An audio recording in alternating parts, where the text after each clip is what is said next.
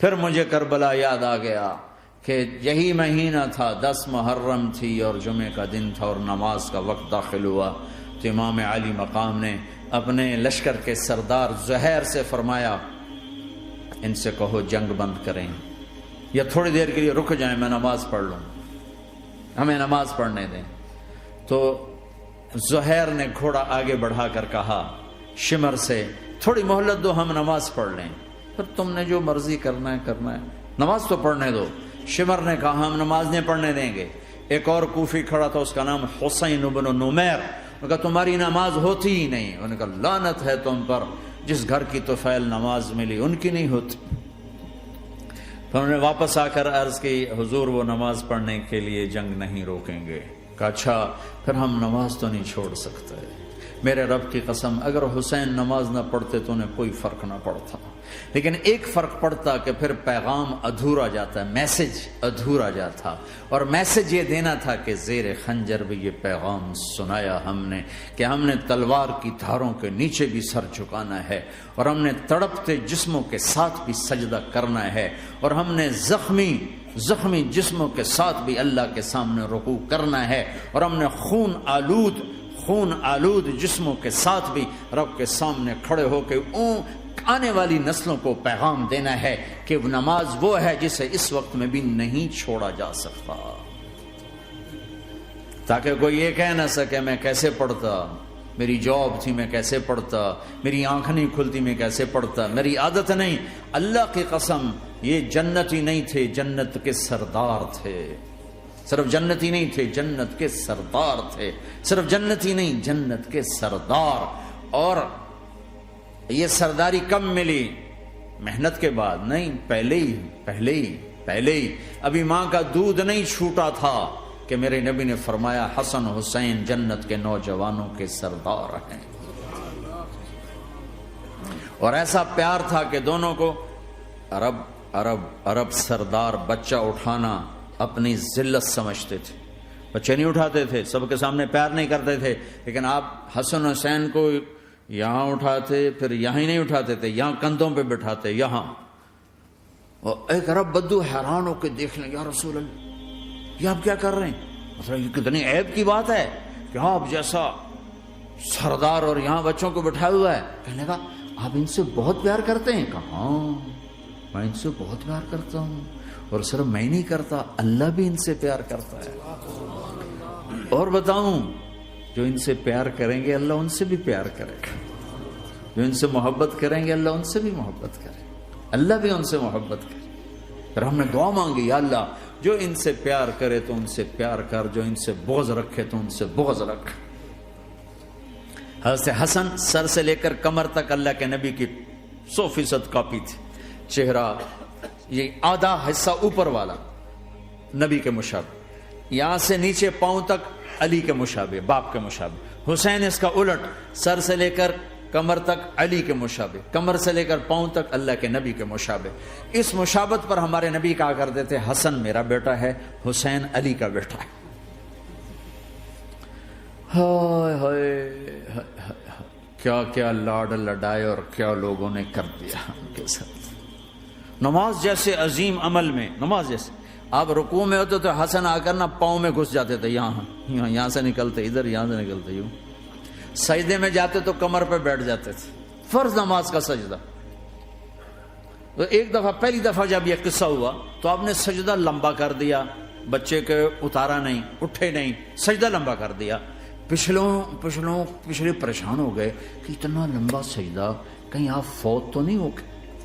تو جو پہلی صف میں تھے نا انہوں نے یوں کر کے دیکھا، چکر کی وہ دیکھا تو حسن کمر پہ چڑھے ہوئے، تو قریب ایک آدمی نے آگے ہاتھ بڑھا کے کھینچنا چاہا، تو آپ نے یہاں سے دیکھا ہاتھ آ رہا ہے، تو آپ نے اپنے ہاتھ سے یوں اشارہ، نماز میں یوں اشارہ کیا کہ میرے بچے کو نہ چڑھو۔ جب حسن خود اترے پھر آپ سجدے سے اٹھے۔ کبھی حسین چڑھ جاتے تھے، کبھی حسن دونوں ہی چڑھتے تھے، یہ اس طرح حسن کے بعد کبھی یہ کبھی وہ، کبھی یہ کبھی وہ۔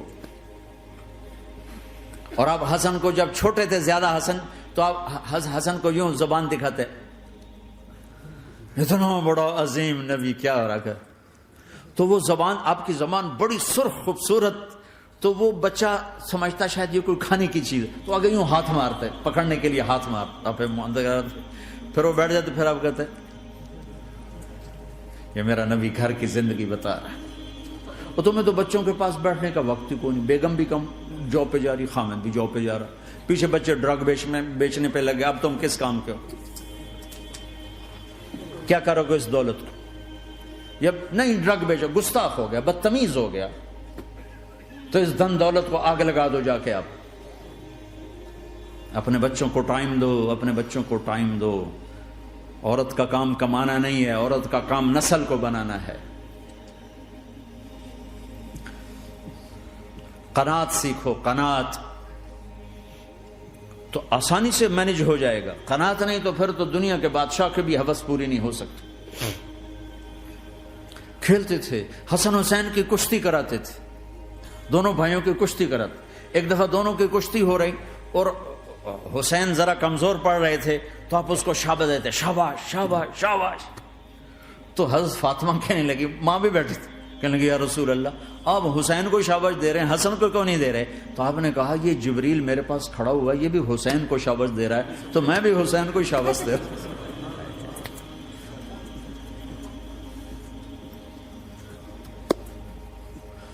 ایسی ہستیاں، لیکن ایک سبق ہے، یہ ہونا چاہیے تھا تاکہ امت کو پتہ چلے کہ دین کتنی قیمتی چیز۔ وہ جی اللہ بڑا غفور الرحیم ہے، میں نہ ہمیں ڈرایا کرو۔ ہاں اللہ بڑا غفور الرحیم ہے، لیکن اس کا کوئی عدل بھی ہے۔ رات کا شراب پینے والا اور رات کو مصلی پہ رونے والا برابر ہو جائیں گے، تو پھر یزید حسین کو ایک ہی جگہ بٹھا دو، پھر کربلاؤں کے لیے رونا چھوڑ دو۔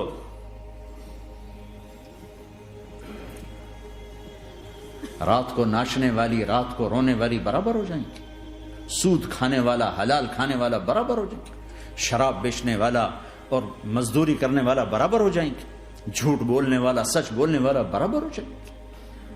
افنجعل المسلمین کالمجرمین ما لکم کیف تحکمون ام لکم کتاب فیہ تدرسون۔ اس سے زیادہ واضح کیا بتاؤں کہ میرا رب کہتا ہے کون سی کتاب میں لکھا ہوا ہے کہ ماننے والا نہ ماننے والا برابر کر دوں گا؟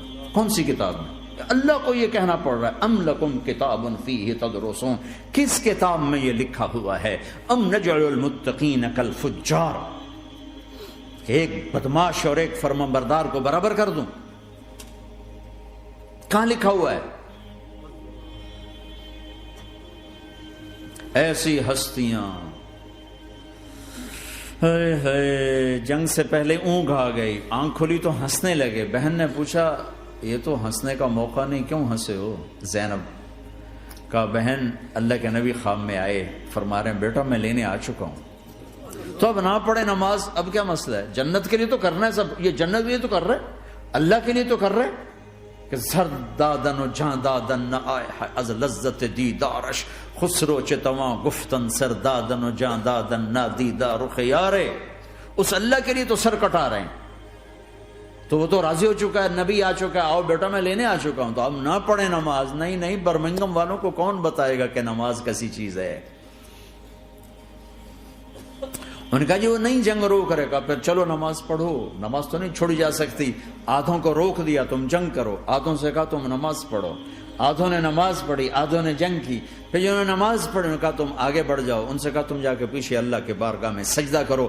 1400 سال کی تاریخ میں ایسے نمازی میری نظروں سے نہیں گزرے، پر ایسی نماز نہیں پڑھی گئی نبی کے زمانے کے بعد۔ آپ نے بھی صلاۃ خوف ایک پڑھی تھی، وہ نبی تو نبی ہوتا ہے، اور کیا ان کا حال تھا، خون و خون، اپنے خون سے وضو کیے یا کربلا کی مٹی سے تیمم کیے؟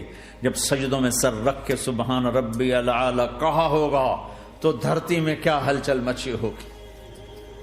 نماز نہ چھوڑا، نماز نہ چھوڑنا، کوئی عورت نہ کوئی مرد نماز نہ چھوٹے۔